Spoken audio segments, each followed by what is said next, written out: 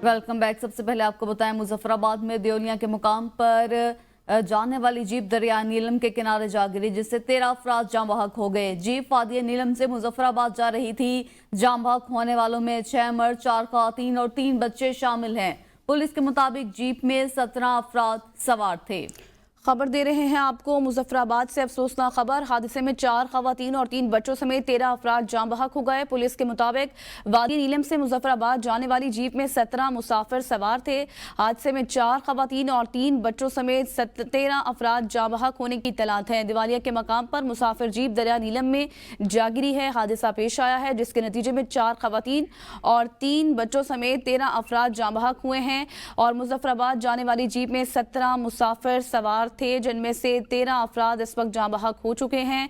Police के मुताबिक rescue 1112 भी वहां पर अमला भी पहुंच चुका है, जो कि तहकीकात भी कर रहा है। हादसे में 4 खवातीन और 3 बच्चों समेत 13 अफराद के जाँ बहक होने की इत्तलात हैं। वादी नीलम से मुजफ्फराबाद जाने वाली जीप में 17 अफराद सवार थे। हादसे में 4 खवातीन और 3 बच्चों समेत 13 अफराद जाँ बहक हो चुके हैं। फवाद अब्बासी ने हमें ज्वाइन कर लिया है। फवाद, बताइएगा, मजबूरी तौर पर 17 अफराद बताए जा रहे हैं, जिनमें से 13 अफराद जाँ बहक हो चुके हैं। मजीद क्या तफसीलात हैं? जी बिल्कुल, ये तकरीबन 2 घंटे कबल का वाक़या वादी नीलम के लवात बाला से मुजफ्फराबाद आने वाली जो टोयोटा जीप है वो देवलिया के मुकाम पर गहरी खाई में जा गिरी, जिसके नतीजे में 13 अफराद जो है वो जाँ बहक हो गए। जाँ बहक होने वालों में 6 मर्द, 4 खवातीन, 3 बच्चे और 1 बच्ची शामिल है, जबकि जख्मी में 2 बच्चे और 1 बच्ची शामिल है। जो जख्मी है उनको DHQ अस्पताल कौड़ी और जो सीरियस है उनको मुजफ्फराबाद, जबकि जो डेड बॉडीज उनको रिकवर करते हुए वापस मकाम जो है वो शिफ्ट किया जा रहा है। फवाद, ये भी बताइएगा, क्या कुछ मालूम हो चुका है कि 4 खवातीन और 3 बच्चे हैं, बच्चों की उम्रें क्या बताई जा रही है? जी, बच्चों की उम्रें 8 से 10 साल के दरमियान की बता रही हैं। जो खवातीन जो है वो 20 से 25 साल और 30 साल की है।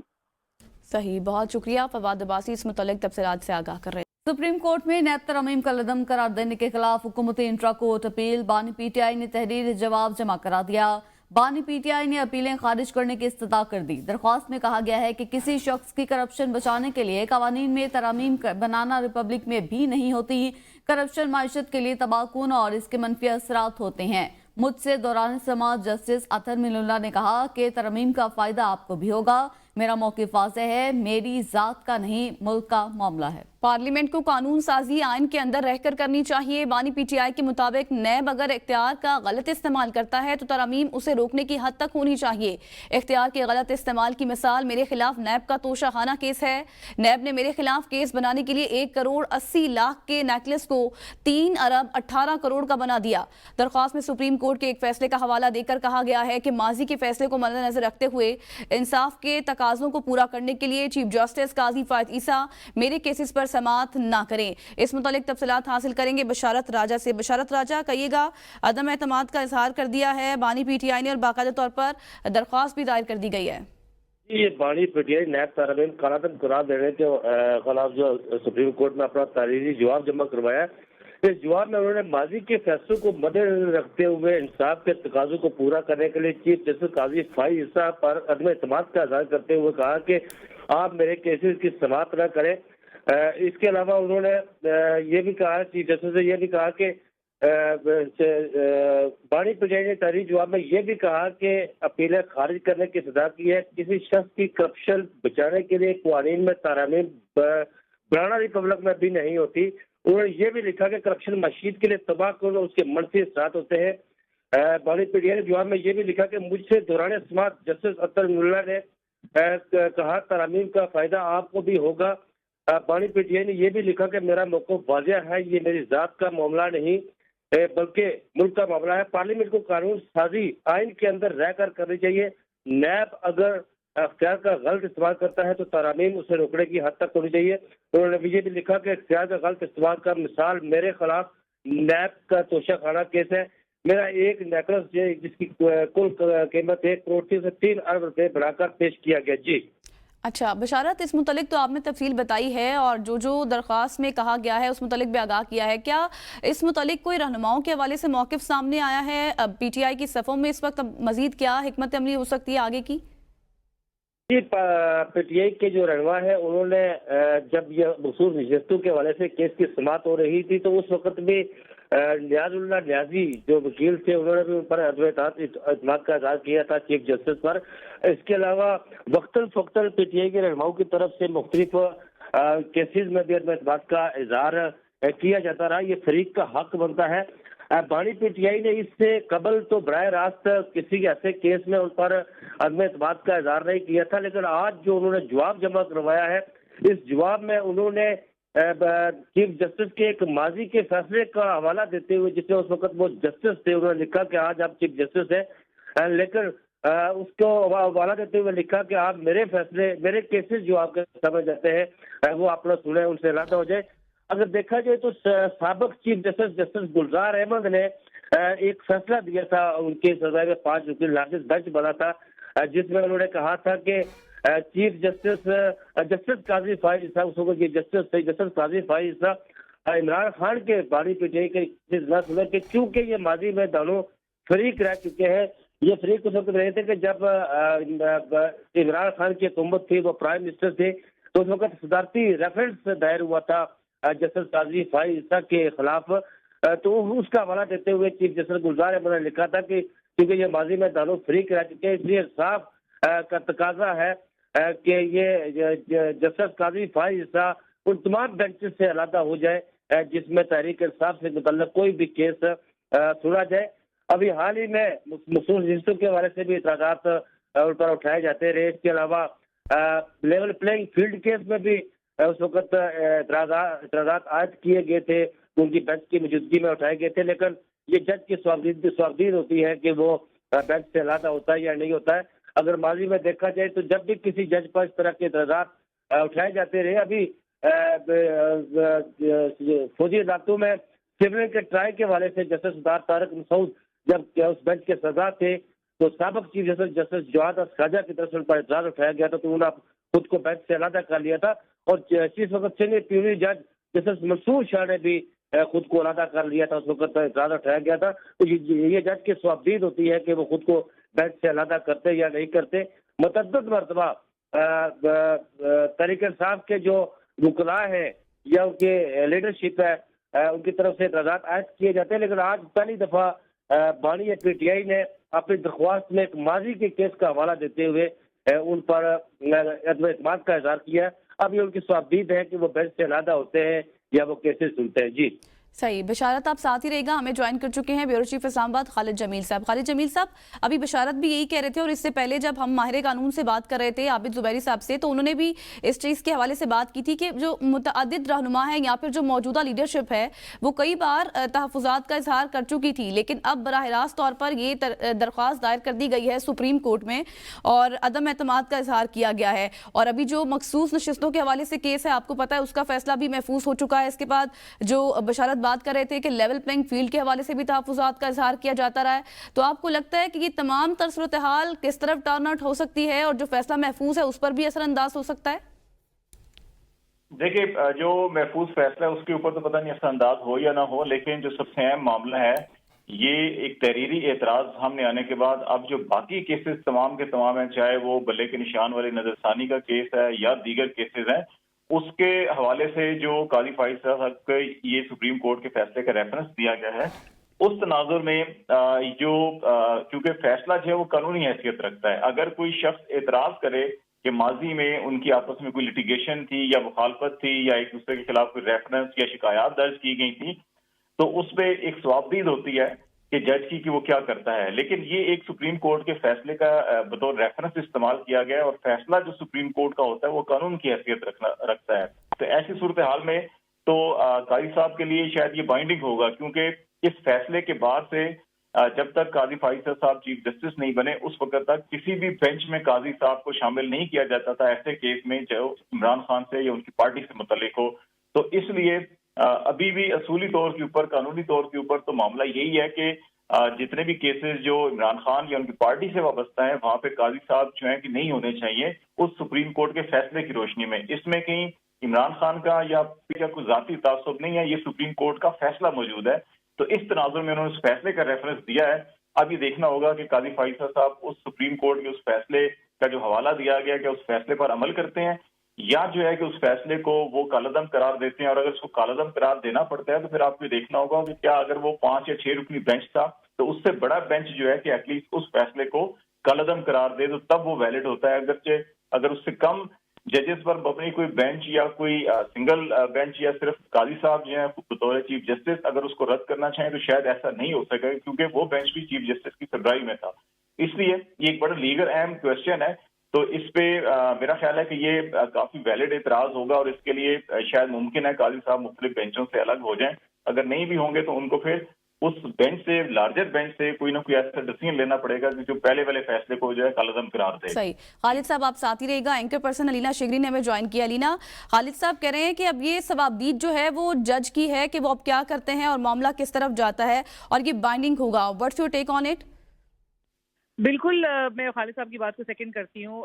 ये एतराज़ अगरचे सियासतदानों की जानिब से, सियासी जमातों की जानिब से जजेस पर बेशतर मौके पर उठाया गया है, लेकिन क्या जजेस अपने आप को रिक्यूज़ उन केसेस से करते हैं, अलहदा अपने आप को करते हैं? माजी में साबिक चीफ जस्टिस उमर अता बंदियाल साहब पे भी बेशतर एतराज़ आयद किया गया है सियासी जमातों की जानिब से, लेकिन उन्होंने अपने आप को केसेस से क्या अलहदा किया? सो ये नेचुरली जज साहब की और चीफ जस्टिस साहब की इन दिस केस ये उनकी स्वाबदी जरूर है, लेकिन जो एतराज़ इमरान खान साहब इस वक्त उठा रहे हैं उनका एतराज़ तमाम वो कानून साजी है जिसको वो कहते हैं कि एक मैनिपुलेटिव तरीके से पार्लियामेंट को बतौर टूल इस्तेमाल करके ज़ाती मफाद के लिए ये कानून साजी की जा रही है। और जिस तरह से हमें लेजिस्लेशन हमने देखी गुज़िश्ता पीडीएम के जो दौर था उसमें भी इतने हमें तेजी में जो कानून साजी होते हुए नजर आया, जिस पर खुद लेजिस्लेटर जो है इस बात पर परेशान थे कि हमने नहीं पढ़ा और हमें बताया करते थे कि जी हमने खुद भी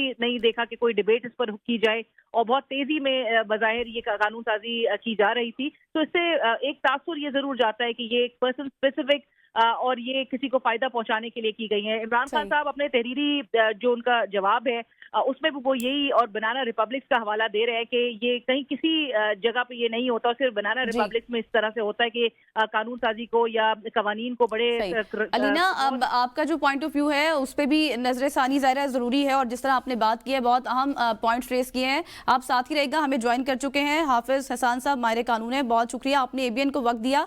बानी पीटीआई ने बाकायदा तौर पर सुप्रीम कोर्ट में ये दरख्वास्त दायर कर दी है और अदम एतमाद का इजहार किया है और कहा है कि जस्टिस काजी फाइज ईसा जो है वो केसेस से अलग हो जाएं। कैसे देख रहे हैं आप? बिस्मिल्लाहिर्रहमानिर्रहीम, ये जो एप्लीकेशन उन्होंने फाइल की है फॉर्मर प्राइम मिनिस्टर ने, इट इज अनप्रेसिडेंटेड। और जिस केस के कॉन्टेक्स्ट के अंदर बात की जा रही है वो तो केस 6 जून 2024 को उसका फैसला रिजर्व हो गया है, और वो जो 5 मेंबर बेंच बैठा था जिसने इंट्रा कोर्ट अपील के ऊपर फैसला करना है, जो नैब अमेंडमेंट से स्पेसिफिक जिस रेफरेंस से बात की जा रही है उसके अंदर ऑलमोस्ट 75% अमेंडमेंट्स ऐसी थी जो पीटीआई ने अपने दौर के अंदर की, और यही क्वेरी जो थी वो इंट्रा कोर्ट के अंदर बेंच की तरफ से आई गई कि जी अगर जिन ऑर्डिनेंस के जरिए आपने नैब लॉ को अमेंड किया है उसको किस तरह आप चैलेंज दोबारा कर सकते हैं, और यही एक बहुत क्वेश्चन मार्क आएगा। दूसरा उस चीज के अंदर ये है कि हमारे पॉलिटिकल लीडर्स का या हमारी पॉलिटिकल पार्टीज का एक नैरेटिव इसके अंदर ये आप देख लें ना, पिछले 4-5 चीफ जस्टिस देख लें कि क्या ये सारी पॉलिटिकल पार्टीज किसी एक चीफ जस्टिस के ऊपर ये एग्री की हुई हैं? आपको इसकी कोई एग्जाम्पल नहीं मिलेगी। अगर अब मेरे खिलाफ फैसला आता है तो मुझे चीफ जस्टिस भी अच्छे नहीं लगते, मुझे सुप्रीम कोर्ट भी अच्छी नहीं लगती, और मुझे वो जजेस ऑब्जर्वेशन देते हैं वो अच्छे नहीं लगते। और अगर मेरी फेवर के अंदर ऑब्जर्वेशन आ रही हैं तो मुझे वो जज भी अच्छा लगता है, मुझे वक्ती तौर पे सिस्टम भी अच्छा लगता है। और अगर मेरी फेवर के अंदर सारा फैसला आ जाए तो फिर रूल ऑफ लॉ भी है, कॉन्स्टिट्यूशनल सुप्रीमेसी भी है। अब आप इन दोनों को देख लें कि सुप्रीम कोर्ट के अंदर इसी साइफर केस के अंदर फॉर्मर प्राइम मिनिस्टर को बेल का रिलीफ मिला तो यही सुप्रीम कोर्ट थी। और अभी भी ये है कि जो एक टारगेट किया जा रहा है जिस चीज के अंदर वो ये है, चीफ जस्टिस हैं जो पाकिस्तान के हैं और chief justice Islamabad high court के हैं। अब चीफ जस्टिस की जो बेंच कॉम्पोजिशन है वो अब उसकी डिस्क्रिप्शन नहीं रही, और यही पॉलिटिकल पार्टीज थी इंक्लूडिंग पीटीआई के जब प्रैक्टिस एंड प्रोसीजर आया तो उन्होंने कहा जी कि इंडिपेंडेंस ऑफ जुडिशरी जो है वो इफेक्ट हो रही है कि अगर हमने प्रैक्टिस एंड प्रोसीजर एक्ट को कहा कि ये पार्लियामेंट ने वैलिड लेजिस्लेट किया है, और जिसके अंदर एक बेंच कॉम्पोजिशन के लिए सेक्शन 3 के नीचे कमेटी बनी हुई है जिसके अंदर चीफ जस्टिस भी हैं, जिसके अंदर सीनियर 2 सुप्रीम कोर्ट के जजेस हैं। अब ये है कि जितने भी बेंच बनते हैं उनकी कॉम्पोजिशन जो है उसका सारा प्रोसेस जो है वो चीफ जस्टिस की डिस्क्रिप्शन पे नहीं है। और जब चीफ जस्टिस की डिस्क्रिप्शन पे नहीं है और 3 मेंबर्स की कमेटी एक फैसला करती है, तो किस तरह कहा जा सकता है कि चीफ जस्टिस जो है वो अनब्रिडल्ड डिस्क्रिप्शन जो है वो इस्तेमाल कर रहे हैं? एक चीज। दूसरा, उसके अंदर जो इम्पोर्टेंट चीज ये है कि क्या चीफ जस्टिस जब उस बेंच के अंदर बैठते हैं तो उनका एक वोट होता है कि उनके ज्यादा वोट होते हैं? उस बेंच के अंदर 5 मेंबर बेंच है तो उनका एक वोट है। 7 मेंबर्स बेंच बने और अभी जो आपके सामने 13 मेंबर्स बेंच बना है रिजर्व सीट्स का, उसके अंदर भी एक वोट है। और तीसरी ये चीज ये है कि क्या पाकिस्तान के अंदर जितने भी चीफ जस्टिस आए हैं उनको जब एप्लीकेशन दी गई तो क्या उन केसेस से वो अलहदा हुए? तो इसका मतलब ये है कि अगर हम इस ट्रेंड को सेट करना चाह रहे हैं कि चीफ जस्टिस को जब चाहे हमारे केस सुने, जब चाहे ना सुने, तो फिर तो ये है कि आप जो अपना फ्रेमवर्क है या आप सुप्रीम कोर्ट या हाई कोर्ट के अंदर एक ऐसे ही प्रेसिडेंट को इनिशिएट करना चाहते हैं कि जिसके अंदर फिर आइंदा यही होगा कि जी मैंने दरखास्त दी और मेरे से पहले भी दरखास्त दी थी, चीफ जस्टिस को अलहदा कर देना चाहिए और उसके लिए आपको रीजंस देनी चाहिए। अभी जो पिछले दिनों जो केस चल रहा था इलेक्शन कमीशन का, जो नीचे से फैसला आया लाहौर हाई कोर्ट का, जी, उसके अंदर भी एतराज कर दिया गया और कोई रिटर्न एतराज नहीं था कि जी यकदम एक लॉयर साहब उठे, उन्होंने कहा जी कि चीफ जस्टिस साहब को इस बेंच के अंदर बैठना नहीं चाहिए। और भाई अगर आपको कुछ सीरियस किस्म का है आप उनको लिख के दें और उसके बाद जो एक आपको ऑर्डर मिल जाएगा अगर वो उसको रिजेक्ट करते हैं। लेकिन ये कह देना कि हर मामले के अंदर के जी पाकिस्तान का चीफ जस्टिस सिंगल आउट करे, वजह बतानी होगी। हाफिज एहसान साहब, नवीद मलिक भी माहिर कानून हमारे साथ मौजूद है, उनको भी शामिल गुफ्तगू करते हैं। नवीद साहब, बहुत शुक्रिया आपने एवियन को वक्त दिया। जैसे कि अभी हाफिज एहसान साहब भी कह रहे थे कि अगर ऐसा होता है चीफ जस्टिस अगर बेंच से अलग करते हैं तो भी एक प्रेसिडेंट सेट हो जाएगा और जब फैसले हक में आते हैं तो फिर तमाम जजेस अच्छे लगते हैं और जब खिलाफ आते हैं तो फिर एतराज किए जाते हैं। आपका क्या टेक है? जी बिल्कुल, आप साहब बिल्कुल दुरुस्त कह रहे हैं और मेरा भी जहाँ पे भी बात पूछी गई मैंने यही कहा कि पिक एंड चूज पॉलिसी नहीं अपनाई जा सकती। देखिए, जब आपके केसेस कुछ जज जब आपके हक में फैसला करते हैं तो आप कहते हैं ये बहुत अच्छे जज हैं और उनकी तारीफ भी होती है और आप बड़े उनकी जना अप्रिशिएट भी करते हैं और जब वो कोई फैसला आपके खिलाफ आता है तो आप उन पे एलिगेशन लगा देते हैं और एप्लीकेशन दे देते हैं कि जनाब ये जज आपका केस ना सुने। ये पहले भी माजी में ये खुद ही ट्रेंड चलाते रहे। देखे ना, आप थोड़ा सा पीछे चले जाएं, चीफ जस्टिस अताब बदियाल साहब थे और यही सारी प्रोसीडिंग जब दूसरी पार्टीज के खिलाफ हो रही थी तो उनकी तरफ से एप्लीकेशन आती थी। उस वक्त Pakistan bar council, Islamabad high court bar association, district bar association, सब बार एसोसिएशन के प्रेसिडेंट्स, बार काउंसिल के वाइस चेयरमैन अदालत में पेश हुए और उन्होंने उनसे रिक्वेस्ट की कि आप इस बेंच से अलग हो जाएं, लेकिन किसी की बात नहीं मानी गई। तो ये तो ऐसे नहीं हो सकता कि जब आपकी बारी आए तो फिर आपकी चॉइस पे काम किया जाए और जब किसी दूसरे की बारी आए तो फिर भी आपकी चॉइस पे ही काम किया जाए। तो ये एप्लीकेशन फिर उसकी स्टेज भी नहीं है अभी जी। या तो आप बहुत इनिशियल स्टेज पे कोई एतराज करते, जब केस स्टार्ट हुआ था तो तब भी कोई बात बनती है, दरमियान में जाके कोई वकील साहब खड़े होकर आप ये कह रहे हैं कि कई समातें हुई हैं और दलाइल भी दिए गए तब कोई बात नहीं की गई, इनिशियल स्टेज पर बात करनी चाहिए थी। बहुत शुक्रिया। माहिर कानून नवीद मलिक हमारे साथ मौजूद थे, हाफिज एहसान साहब मौजूद थे, एंकर पर्सन अलीना शिगरी, ब्यूरो चीफ इस्लामाबाद खालिद जमील साहब और हमारे रिपोर्टर बशारत राजा, आप सबका बहुत शुक्रिया। खबरों के सिलसिले को आगे बढ़ाएं और आपको बताएं, वज़ीर-ए-आज़म शहबाज शरीफ की ज़ेर सदारत वफाकी काबीना का इजलास। वफाकी काबीना का बड़ा फैसला, ज़राए के मुताबिक PWD को ख़त्म करने की उसूली मंजूरी दे दी गई। काबीना को PWD महकमा के हवाले से मुकम्मल प्लान बताया गया। काबीना बिजली बिलों और वज़ीर-ए-आज़म के 200 यूनिट सब्सिडी पर मुशावरत भी की गई है। आपको बता दें इस खबर के हवाले से काबीना को PWD महकमे के हवाले से मुकम्मल प्लान बताया गया है। वफाकी काबीना इजलास में मुआशी सूरत हाल समेत 11 निकाती एजेंडे पर गौर किया गया। वज़ीर-ए-आज़म शहबाज शरीफ की ज़ेर सदारत वफाकी काबीना के इजलास में बड़ा फैसला किया गया है। वफाकी काबीना ने PWD को ख़त्म करने की असूली मंजूरी दे दी। काबीना को PWD महकमे के हवाले से मुकम्मल प्लान बता दिया गया है। वफाकी काबीना इजलास में मुआशी सूरत हाल समेत 11 निकाती एजेंडे पर गौर किया गया है। वज़ीर-ए-आज़म शहबाज शरीफ की ज़ेर सदारत वफाकी काबीना के इजलास में बड़ा फैसला सामने आया है। इस्लामाबाद में बल्दियाती इंतखाबात से मुतालिक केस में अहम पेशरफ्त सामने आ गई। इस्लामाबाद हाई कोर्ट को इलेक्शन कमीशन की जानिब से 29 सितंबर को इस्लामाबाद बल्दियाती इलेक्शन कराने की यकीन दहानी करा दी गई।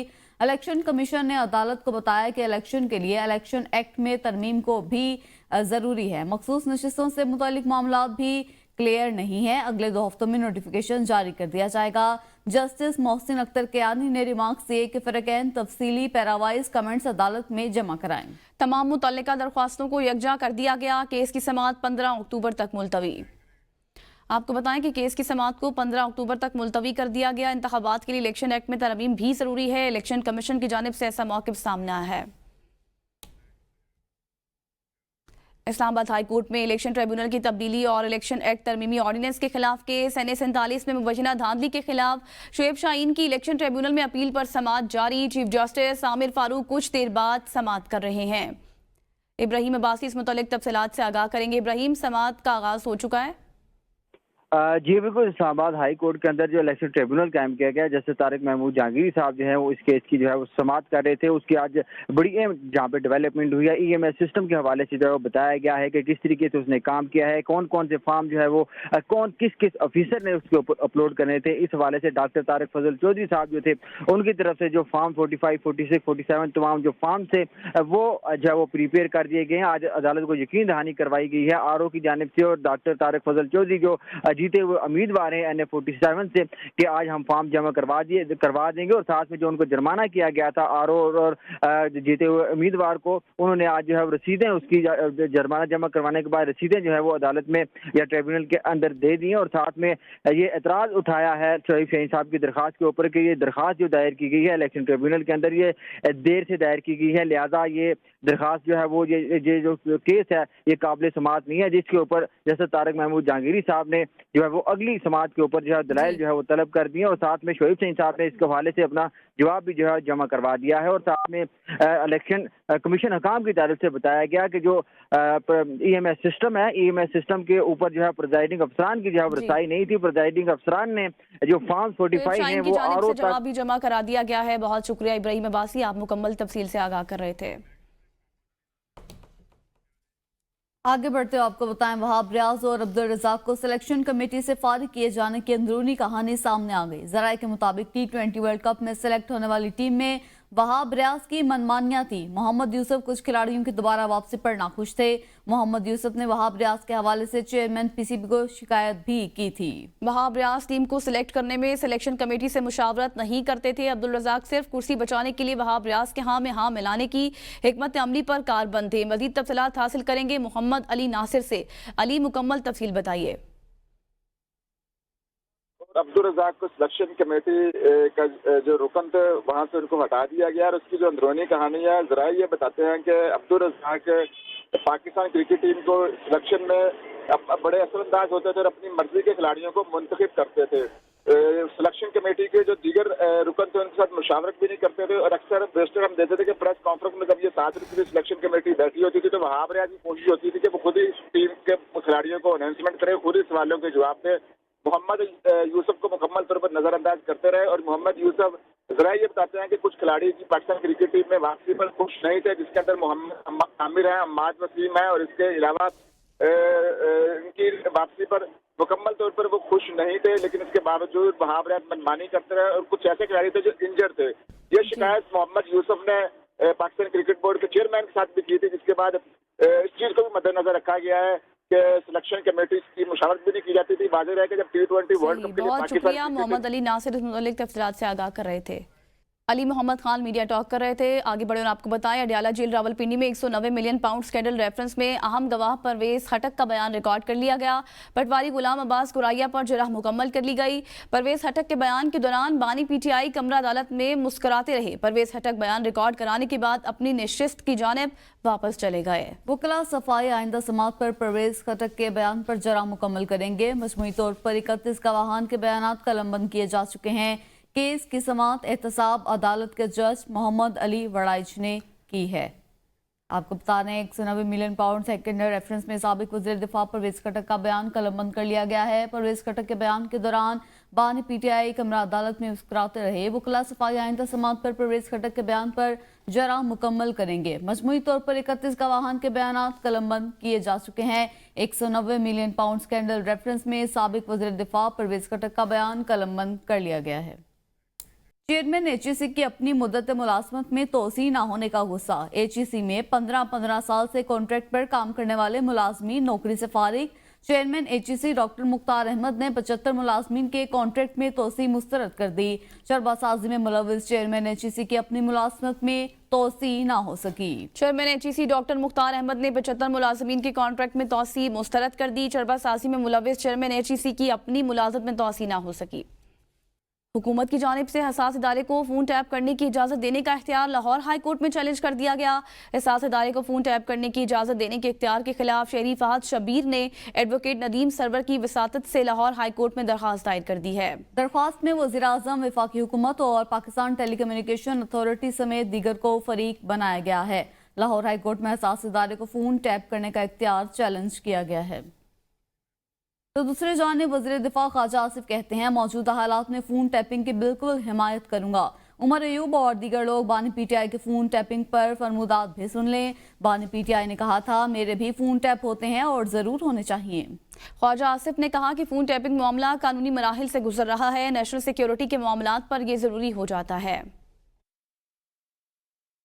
मौजूदा हालात के तहत जो है बिल्कुल इसको सपोर्ट करूंगा, लेकिन जो लोग जो ऑब्जेक्शन कर रहे हैं, जिसमें उमर अयूब साहब और दूसरे लोग हैं, वो ज़रा अपने बानी पीटीआई के फरमूदात भी तो सुन लेना। उन्होंने कहा था कि मेरे भी टेलीफोन टेप होते हैं और ज़रूर होने चाहिए टेप जो है। वो उस वक़्त उनका माशका चल रहा था इस्टेब्लिशमेंट के साथ, तो उनकी हर जायज़ नजायज़ बात जो थी उनको बड़ी प्यारी लगती थी। आज जो है उनके फॉलोअर्स को जो है वही बात जो है वो नफरत अंगेज लग रही है। ये जो मामला जो है ये एक कानूनी मराहिल से इस वक्त गुजर रहा है। नेशनल सिक्योरिटी के मामलात पे ये चीज़ ज़रूरी हो जाती है। सदर मुमलिकत आसिफ अली जरदारी ने कहा है कि ज़िंदगी में हर किस्म की आजमाइशों को बर्दाश्त करना पड़ता है। मुझ पर जितनी तनकीद होती है किसी ऊपर नहीं होती। मुल्क बनाने में बहुत सी चीज़ों की ज़रूरत पड़ती है। ज़राअत हमारा मुस्तकबिल है, कुछ दोस्तों को समझ नहीं आता। मजीद कहा, मेरे कुछ दोस्तों, छोटे काश्तकारों पर नहीं बड़े काश्तकारों पर टैक्स लगेगा। एग्रीकल्चर पर इनकम टैक्स लगाना पड़ेगा क्योंकि IMF की शर्त है। जिंदगी में हर किस्म की आजमाइशें आती हैं और हर किस्म की आजमाइशों को हमने फेस करना है। बीबी सारी ज़िंदगी लड़ती रही। आज के हालात में बिल्कुल सोशल मीडिया का दौर है, पावर टू द पीपल है, पावर टू द इंडिविजुअल है, इंडिविजुअल पावरफुल है। हर चीज़, हर बात अपनी वो दुनिया के सामने रख सकता है। इनकम टैक्स तो ज़्यादातर लगेगा बड़े ज़मींदारों पे, छोटे पे नहीं लगेगा, मगर फिर भी वो लगाने जा रहे हैं और लगाना पड़ेगा। IMF का जिसे कहते हैं ना, एक शर्त है वो।